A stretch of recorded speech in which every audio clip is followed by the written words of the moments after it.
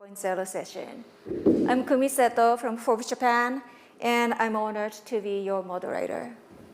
So now let me introduce our distinguished panelists. So to my left is Mr. Sander van Nodende. He's coming soon. And next to him is Ms. Lorna Marquez Garcia Ozumala. And she is the Chief Sustainability Officer of iFood. Welcome. And then we have Mr. Hassan El-Khatib. He's the Minister of Investment and Foreign Trade of Egypt. And last but not least is Dr. Elika Klemobla. She's a professor of economics at the University of Johannesburg, and she has done pioneering work on innovation on Africa's informal sector. So welcome. Before we dive in, let me give you a little background on this session. So in recent years, remote work and project-based employment contracts have increased rapidly. And according to the World Bank's report, online gig work is expanding, accounting for up to 12% of the global labor force. The report also pointed out that online gig work can support inclusion by providing work opportunities for youth, women, and low-skilled workers. As the gig economy expands, the labor market is shifting towards greater flexibility. However, it is not all good news. The expansion of the gig economy raises questions about workers' rights and social security. Jobs are not always available, and incomes tend to be insecure. It has also been pointed out that some of the jobs given to gig workers are low paid, which may be a factor in widening the income gap among workers. So in this session, we're going to be asking, how are employment and work models evolving? And what are the challenges facing gig workers? And what strategies are needed to ensure fair and sustainable practices in this new work landscape? So this session will consist of approximately 30 minutes of discussion, followed by a Q&A session from the audience. So now I'd like to start by asking Ms. Ozumala. So based on your experience, what do you think is the driving force behind the success of the gig economy? Thank you. Good afternoon, everyone. So the digital platforms are a phenomenon. They have been around just maybe over 15, 20 years. But we can see that this has been an irreversible trend. Today, there are more than 3 billion customers that who order online. And this is going to continue like a growing pattern. And when we look at particularly at food delivery, there is a report that just came out recently from Prosus about digital livelihoods that shows that food delivery alone generates about $150 billion in annual revenues. Mm-hmm. So, and obviously with growing demands from customers comes growing demand for workers in that economy. And today, when we look at Brazil, where iFood is based, iFood is a Brazilian company. It's a young company. We are an adolescence. We have been around for 13 years only. But we have rapidly occupied a very important place in the Brazilian economy. Today, iFood represents 0.55% of Brazil's GDP in terms of annual contributions. We generate about 1 million direct and indirect job opportunities. We have over 400,000 merchants selling on the platform, and this is a huge income actually for the vast majority who are micro-entrepreneurs. Is their lifeline. platforms are their means of survival as a business, because we redirect a huge number of customers through traffic to their restaurants. So the success factors I can name a few. From the side of merchants, it's essentially them being able to deal with the seasonality of e-commerce, of the food sector. It has also they've been able to also reduce their fixed costs. And particularly for small businesses, they are able to adjust accordingly to customer demands. So for workers, at the same time, there are many factors that we can say creates that growing demand. First of all, this is a market that has very low barriers to entrance. You don't need to look for a job. You can just wake up, install the app on your telephone, and start making money the next day. So for many marginalized groups and excluded groups in the society, this is the only hope for income. So, and obviously, workers want more and more flexibility, autonomy, and at the end of the day, increasing their net income. Because when we compare, particularly, take the case of women, where they need that flexibility in order to, within the same day, 24 hours a day, that there is all this intermittency of work that if you were on a formal employment, it will be very unlikely that you would be able to earn as much as when you keep those intermittent slots very productive on the platform. So what we see, it's a growing trend where there are benefits for both small businesses and workers, and for customers, obviously, because of the agility, the convenience that the model brings. Thank you. Now I'd like to ask you, Professor. So the gig economy is expanding on the African continent as well. And from a worker's perspective, what do you see as the main challenges of the flexible labor model? Great. So thanks so much. It's a pleasure to be in this panel and bring some experiences from our research and also from the African context. In terms of the flexible work models, I think it's important to think about modalities that fit the realities of the geography of the territory in which they are implemented. And just to provide some known figures is that more than 80% of all employment in the African context is informal. So flexible work is starting to, gig work is starting to become more prevalent in sort of more tech-savvy, the tech-savvy youth in urban contexts that are starting to sort of bring up, become more involved with gig work. But it's taking place in a context of informalization of work. So in my view, what is important is to understand how are these two interrelating. And it's not the boundaries between them two, the informal work and gig work, they're not completely clear.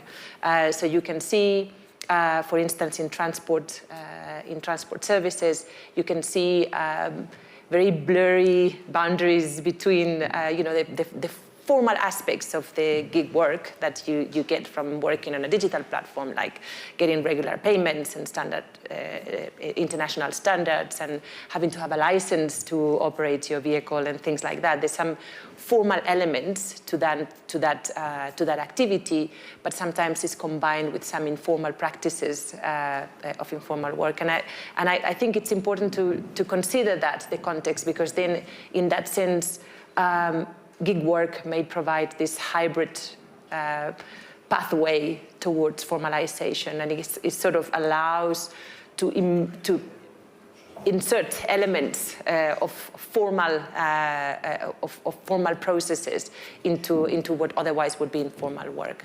So yes, I think context matters, and the African context, gig work could be seen as a bridge or a pathway towards formalization that I think could be very useful. Now I'd like to ask you, Minister. Welcome. Welcome. Apologies. So gig workers have become an integral part of digital economy. On the other hand, a lack of social protection has been identified as one of the main barriers in gig work. So how do you see the current situation and challenges surrounding gig workers? Thank you. It's a real pleasure to be here. First of all, we're still learning. This is something that is evolving.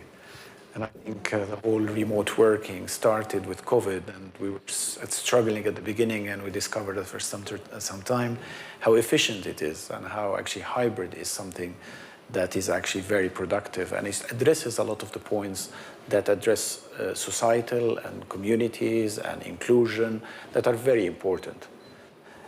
Just to put some remarks, because I put my hat as I come from a private sector all my life. I've been in my job as a minister only for 6 months. But even in my private career, in the last 2-3 years, even in London, I've seen big corporates are going back in the remote working practices as well. So banks in London, for example, started to ask them to be twice a week, 3 days a week, and now we're back to 4 days a week.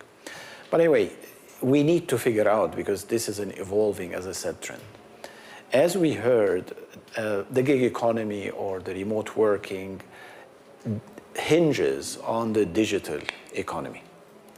And from, again, a government perspective today, as we've heard, the potential and the opportunities that this type of work creates in vital economies and even emerging economies more than even in developed economies, because of the fact that you can actually lift people very quickly and utilize the unutilized potential of many of the individuals in the society. But from a state point of view, the questions that still are being addressed.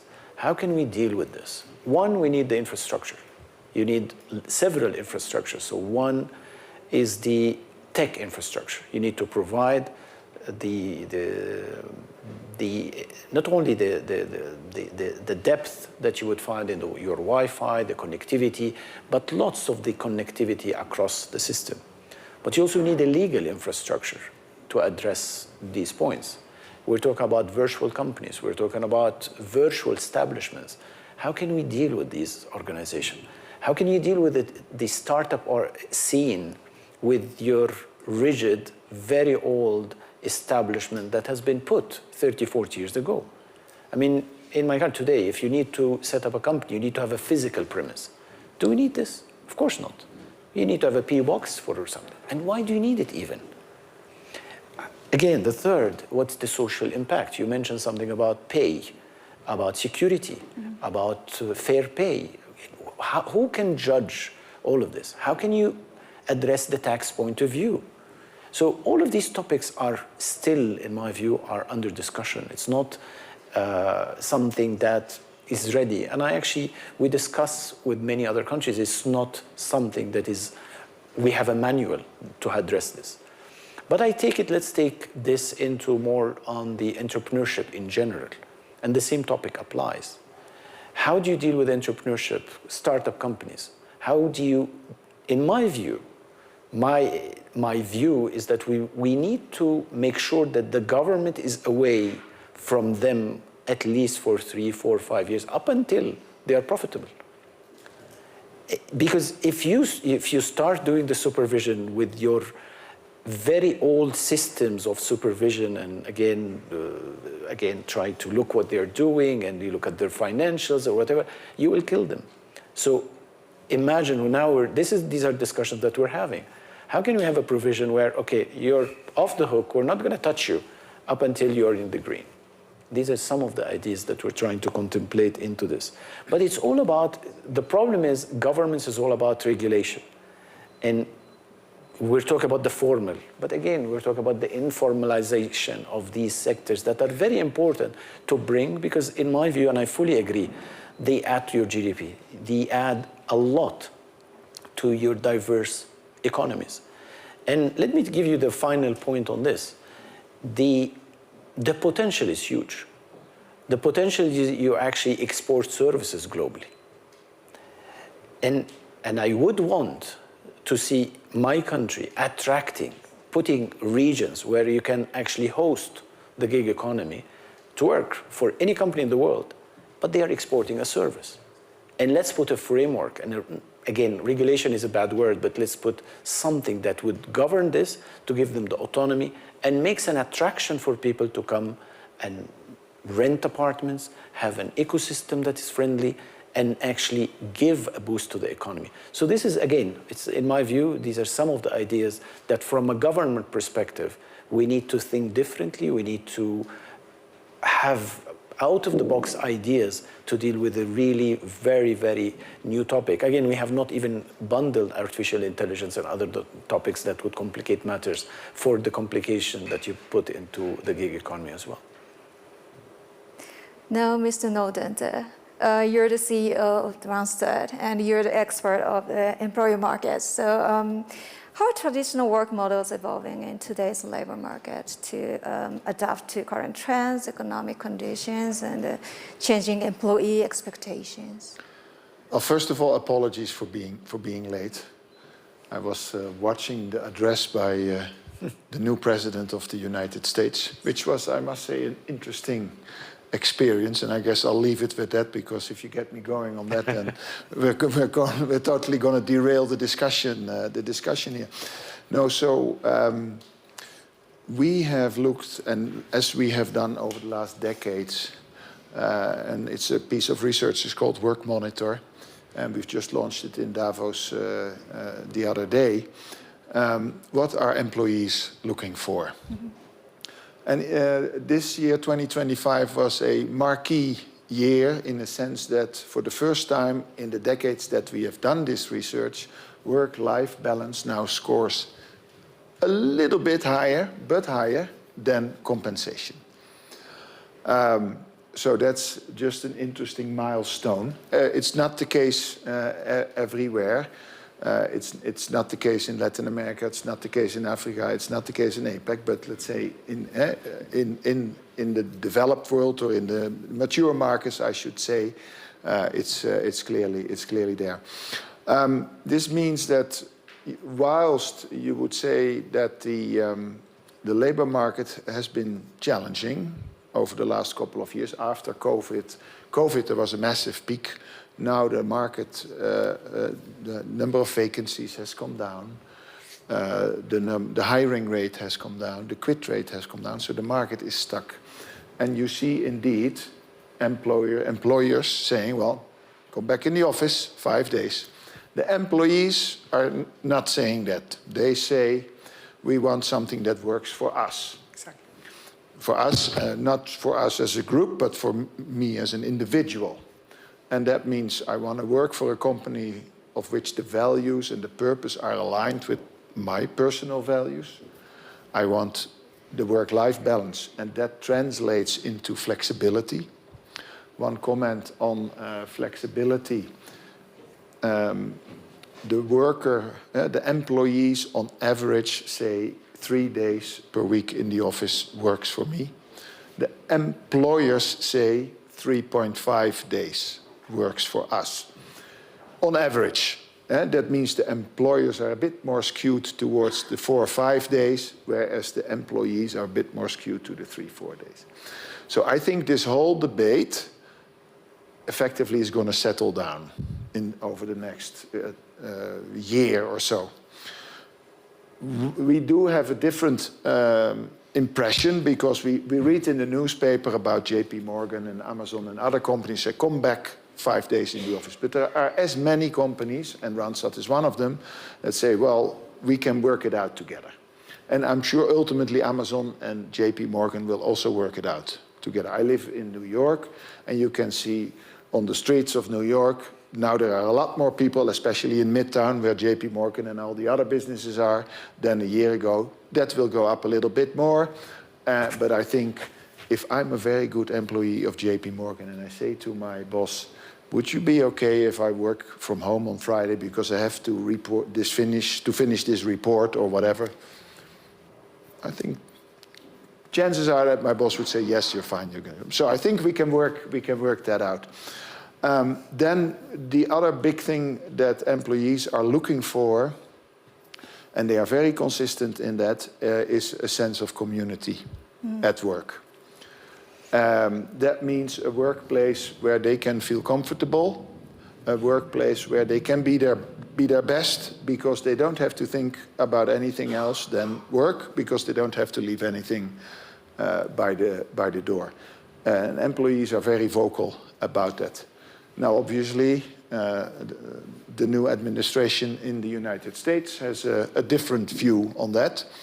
I think that companies will stay the course on inclusive workplaces. And I think that makes total sense, because it's, if talent is scarce in the world, and it is scarce in the world, we need everybody on board and we need everybody to perform. And that's good for business. And guess what? It's also what the employees want. 88% want a sense of community, and employers get that. So I think, let's say, we need to maybe use different words here or there, or, you know, pedal back a little bit, but I don't think all the efforts that companies have made on the topic of equity and inclusive workplaces are going to go away, because I think that would be very, very bad for business. So employees are very clear; they're staying the course. Last but not least, they want to learn and grow. The best news, I would say, out of the Work Monitor this year is that the workplaces, at least where the employees, and it's tens of thousands of employees that we have that have been part of this survey, are generally high trust environments. So 80% of people in the workplace trust their manager and their company. So I don't think employers want to put all of that at risk. That's what employees want. How do you see the gig economy and the freelance workers? The gig economy, I don't know, you've all... No, if you go on Upwork or Fiverr, there is a lot of small jobs there, and they're great, and many people are using them. But there's a lot of jobs, small admin jobs, design, a lot of design, marketing. I mean, that's maybe 1/3 or 40% of the gig jobs. That work is very much at risk from AI. So we'll see how this all pans out. I agree. Yeah. I don't know where. Let's say I don't know where it will go. What I heard someone the other day, someone told me, you know, yeah, that could be the case, but do I really want to figure out how I need to Photoshop that picture if there is someone on the other end of the world that can do it for me for a relatively low price? So now we'll see how it goes. I think gig work, and it gets back to the regulation, of course. Provided that it's organized well, and this is a point of view that we feel very strongly about at Randstad. There has to be a level playing field in terms of the security, the social security, the level of payment. All those kinds of things need to be organized pretty much the same along all forms of work. Now, I'd like to ask you, Mrs. Meller, I understand that iFood offers a safety net for gig workers. Mm-hmm. And what led you to create a safety net for them, and what specific initiatives are you taking? Yes. Yeah, when we talk about gig work, I think it's important to note that there is a lot of heterogeneity among gig workers. In our case, more than 70% do not have college degrees, right? So it's a different dynamics. 26% of them were unemployed just before becoming gig workers, and about 46% of them use the platform income to complement a day job or some other type of activities that they have. So in a way, we could say that simply earning from the platform already provides a safety net for that. But we go beyond. We provide insurance and then various types of coverage of insurance for absolutely everybody who are actively working on the platform, and it's free for everybody. We obviously, with that comes new dynamics, and how do we scale those kinds of services? And AI has been a huge ally for us to identify fraud, for speed up the premiums, and simply create more efficiency in that case, right? But we also understand that this group of gig workers that we work with, they are really, they suffer from a cultural chronic stigma. And in Brazil in particular, because they also come from low income, from low levels of education, most of them Black and brown, living in marginalized communities. So there is a lot of discrimination, racism, violence, classism that happens simply because the way the history of Brazil was constructed, and we are a microcosmos of Brazil. And we try and prioritize addressing violence, discrimination by giving all the workers free access to justice services, legal services in case things have happened. We also give them support for therapeutic service, for mental health. So in this trend of setting at least minimum protections for us is extremely important and valued by the workers, right? So I think it's sometimes maybe people who do not know the dynamics within the region, Latin America and Brazil, sometimes do not realize how important it is for a worker in the service industry to be valued and respected and feel pride for being a delivery worker, and for others to also value that. So, and that is something very challenging to change within personal relationships, right? And human behavior. So we work more and more with social and behavior change. We nudge people to change behavior, and we have seen a lot of positive changes. We have been able in Rio de Janeiro, for example, to reduce conflict between drivers, couriers, and customers in 67% using all these new approaches. Can I comment on Sure, that? sure. That's great, and I think what was coming up to mind when I was listening to you is that how to use gig work and digital platforms to empower flexible work, because what informal workers are worried about, and the negative side of there are some positive sides and there are some negative sides to informality. Flexibility allows for creativity, innovation, problem solving, all of that. They're good qualities, but it comes with a cost of lack of social protection and lack of job mobility as well, and also all the stigma and sort of issues of exploitation and so on that come in the same package often, right?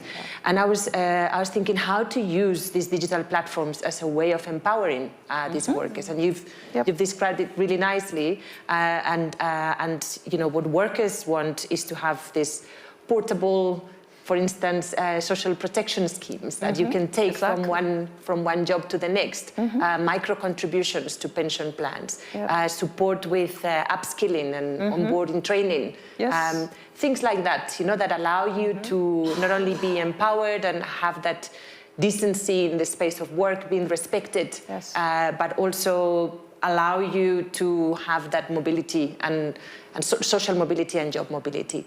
And some platforms are starting to do that, and you've given some examples, but I think there's much more than can be done, and also the regulatory space can do a lot to sort of put pressure for digital platforms to do that more frequently. What's interesting these days is I followed a training to be a freelancer on a platform.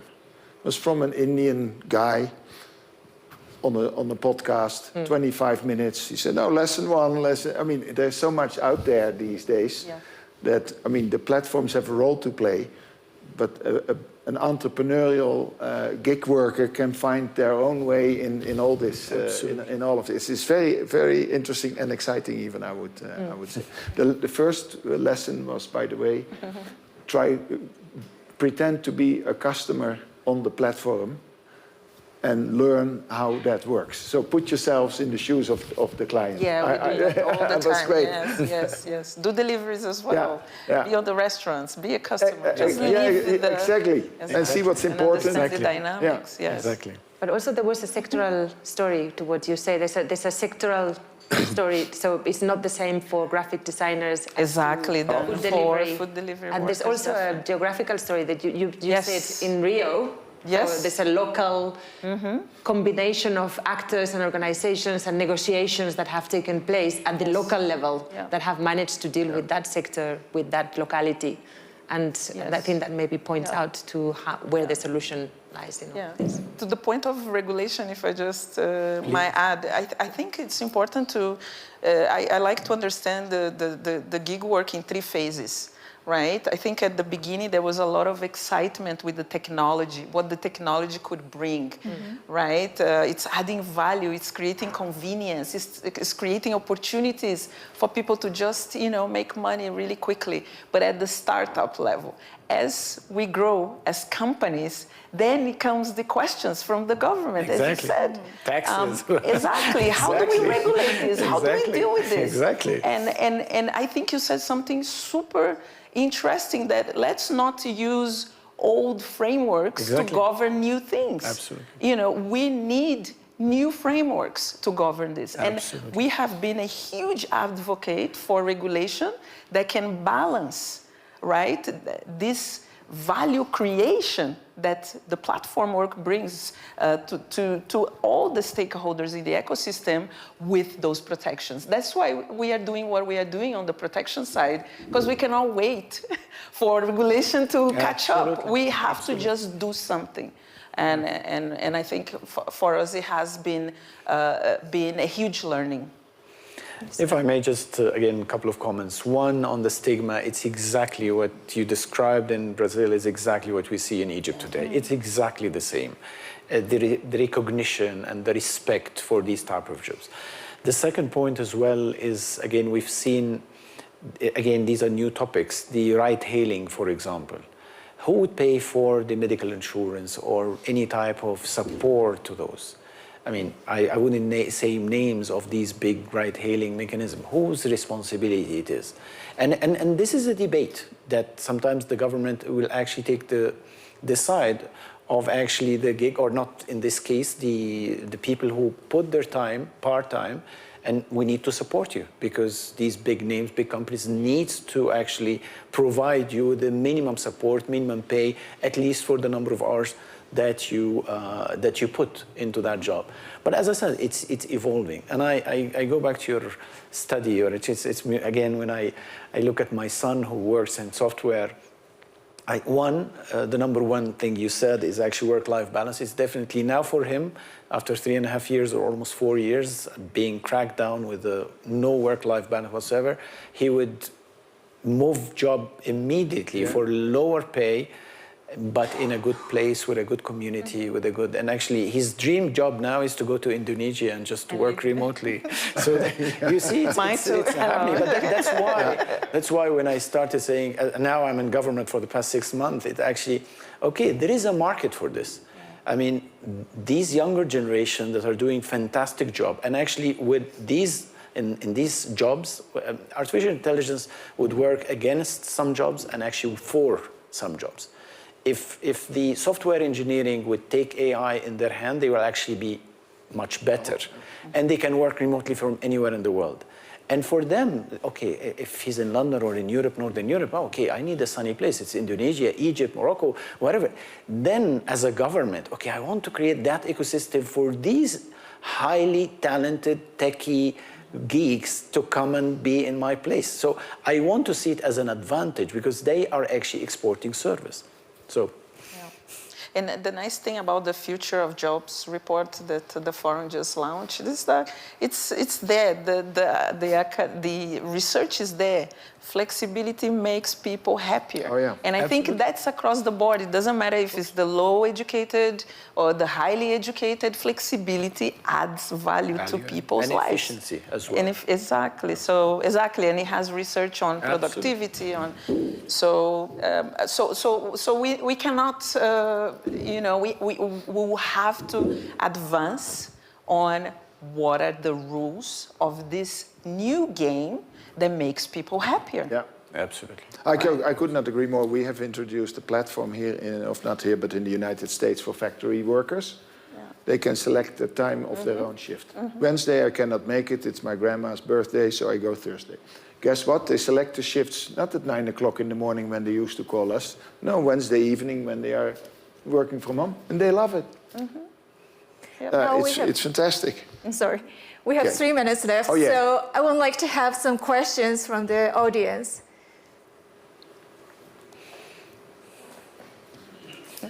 Okay.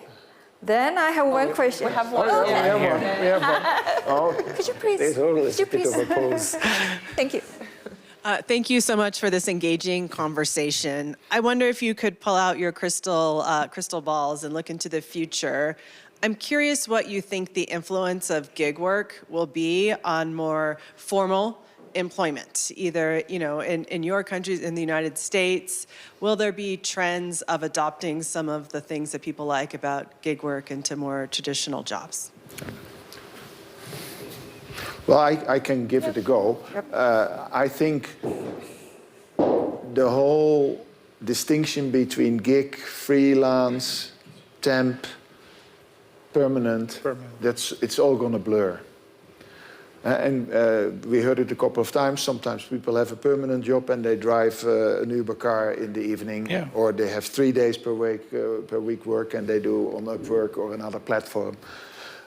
So I think work is going to be more distributed and it's going to be work form agnostic, and for every occasion the client or the employer and the employee or the worker or the freelancer, they will figure out what the best form of work is for that particular job. I think that's sort of how things will evolve, which is, you say we need new frameworks because we all come from a world where, the job for the next 40 years in one company, that's the fantastic situation, and the unions say that, and this and that and the other. So there is a lot of work to do still to get to that situation, it sounds like, across the world. There is a question. Yes. Please. Hello. Could you please stand up? Thank you. Thank you. So we have more. Thank you, first of all.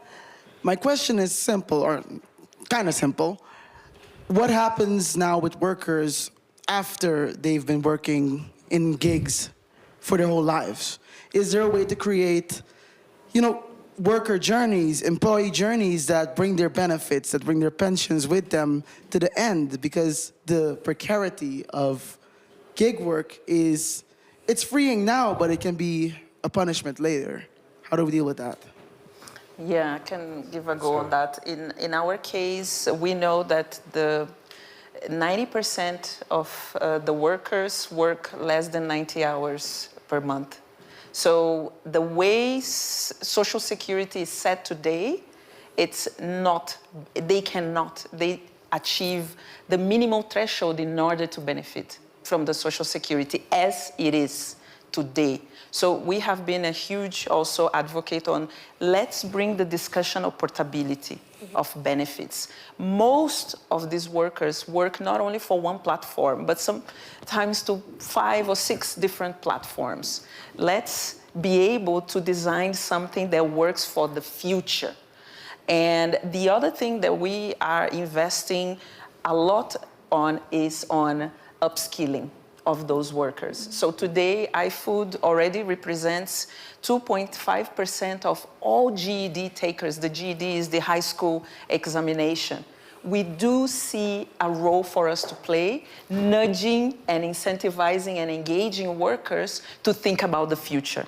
And aspirationally, a lot of these workers see that as an inherent benefit from being with us. So, we are concerned about the future, and we are engaging with the government on this, and we see the future as building a stronger social security and a new way of doing it.